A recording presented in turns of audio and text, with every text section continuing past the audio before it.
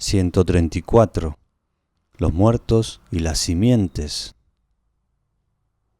La agricultura, como técnica profana y como forma de culto, interfiere con el mundo de los muertos en dos planos distintos.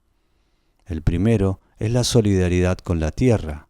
Los muertos, como las semillas, se entierran, entran en una dimensión tónica que solo a ellos les es accesible. Por otra parte, la agricultura es por excelencia una técnica de la fertilidad, de la vida que se reproduce multiplicándose, y los muertos se sienten especialmente atraídos por ese misterio del renacer, de la palingenesia y de la incesante fecundidad. Semejantes a los granos enterrados en la matriz telúrica, los muertos esperan su vuelta a la vida bajo una nueva forma.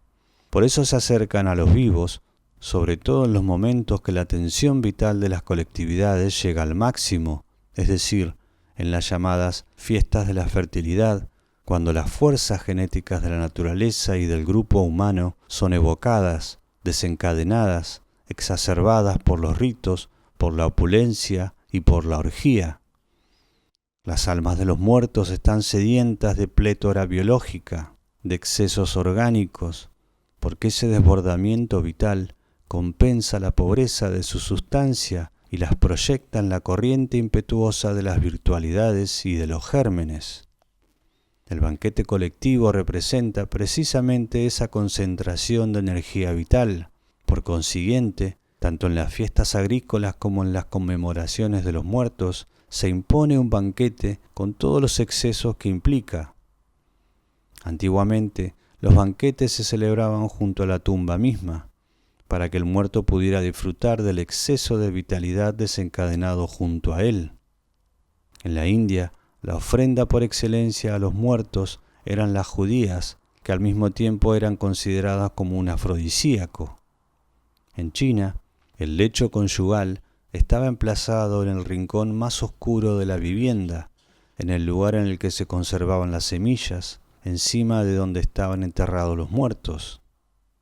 El vínculo entre los antepasados, las cosechas y la vida erótica es tan estrecho que los cultos funerarios, agrarios y genéticos se entremezclan a veces hasta fundirse totalmente.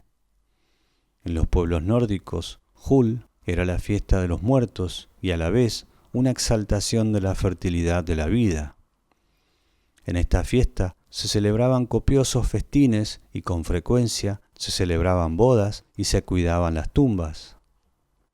Los muertos vuelven en esos días para tomar parte en los ritos de fertilidad de los vivos. En Suecia, las mujeres guardan un trozo de pastel de boda en el cofre de la dote para que las entierren con él en el momento de su muerte. Asimismo, tanto en los países nórdicos como en China, se entierra a las mujeres con su traje de boda. El arco de honor, bajo el que pasan los novios el día de la boda, es idéntico al que se levanta en el cementerio para recibir al muerto. El árbol de Jul, originario del norte, al que solo se dejaban las hojas de la copa, Maj, figura tanto en las bodas como en los entierros. No es necesario mencionar una vez más los matrimonios post-mortem, reales o simbólicos, sobre los que volveremos en otro lugar y cuyo sentido debe buscarse en el deseo de proporcionar al difunto una condición vital óptima y una plenitud genética. Si los muertos buscan las condiciones espermáticas y germinativas, no es menos verdad que los vivos necesitan de los muertos para defender sus siembras y proteger sus cosechas. Además, mientras los granos permanecen enterrados, están bajo la jurisdicción de los muertos. La tierra madre, o la gran diosa de la fertilidad, controla por igual el destino de las semillas y el de los muertos. Pero a veces estos están más próximos al hombre y el labrador se dirige a ellos para que bendigan y apoyen su trabajo. Hipócrates dice que los espíritus de los muertos hacen crecer y germinar las semillas, y el autor de los Geopónica sabe que los vientos, es decir, las almas de los muertos, dan vida a las plantas y a todas las cosas. En Arabia es el dueño del campo el que ciega la última gavilla, llamada el viejo, que se entierra en una tumba mientras se pide con oraciones que el trigo renazca de la muerte a la vida. Entre los bambaras, al derramar el agua sobre la cabeza del cadáver, momentos antes de llenar la fosa, se implora, abro comillas, que los vientos soplen del norte o del sur, del oeste o del este, nos sean benéficos, danos lluvia, concédenos una cosecha abundante, cierro comillas. Durante la siembra, los finlandeses entierran en el campo huesos de muerto, traídos del cementerio al que se vuelven a llevar después de la recolección, u objetos que hayan pertenecido a algún difunto.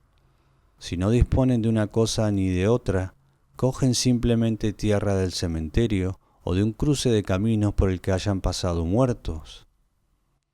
En Alemania existe la costumbre de esparcir por el campo, con las semillas, tierra de una tumba reciente o paja sobre la que haya fallecido alguien. La serpiente, animal funerario por excelencia, protege las cosechas. En primavera, al comenzar las siembras, se ofrecen sacrificio a los muertos para proteger y cuidar la cosecha. Mircea Eliade, Tratado de Historia de las Religiones, @ audiolibro humano.